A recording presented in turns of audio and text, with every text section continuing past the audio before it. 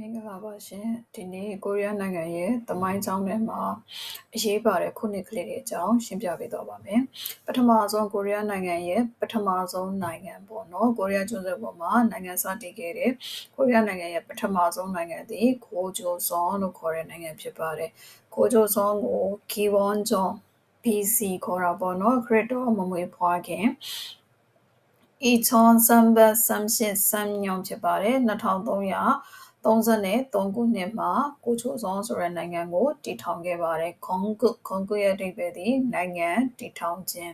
သူရဲ့နောက်မှာရှီလာဆိုတဲ့နိုင်ငံရှိတယ်ရှီလာကိုကြတော့58ခုနှစ်မှာတည်ထောင်ခဲ့ပါတယ်38 ချီလီယွန်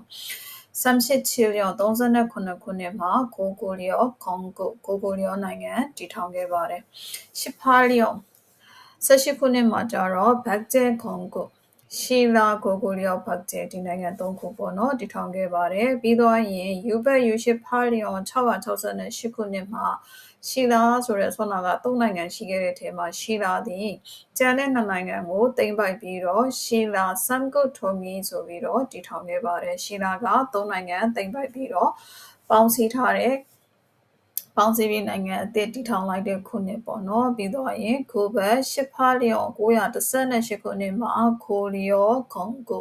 ကိုလျောနိုင်ငံတည်ထောင်ခဲ့ပါတယ်ချွန်ဆမ်ဘက်ကိုရှိပီညွန်1392ခုနှစ်မှာဂျိုဆွန်ခွန်ကုဂျိုဆွန်နိုင်ငံတည်ထောင်ခဲ့ပါတယ်ချွန်ကိုဘက်10ညွန်1910မှာတော့အီရဂျဲဂမ်ဂျွန်ကီရှိချက်ဂျပန်ရဲ့အုပ်ချုပ်မှုကိုလိုနီအုပ်ချုပ်မှုစတင်ခဲ့ပါတယ်1945 1945 8လပိုင်း15ရက်နေ့ဖာရောရှိဖို့ဤပေါ့နော်ဒါသည်ခွမ်ဘိုလို့ခေါ်တဲ့ကိုရီးယားနိုင်ငံရဲ့လွတ်လပ်ရေးနေ့ဖြစ်ပါတယ်1945ဖာရှိဖာလျောန်1948ခုနှစ်ဖာရောရှိဖို့ဤ8လပိုင်း15ရက်နေ့သည်ဒေဟန်မင်ကုကိုရီးယားသမ္မတနိုင်ငံ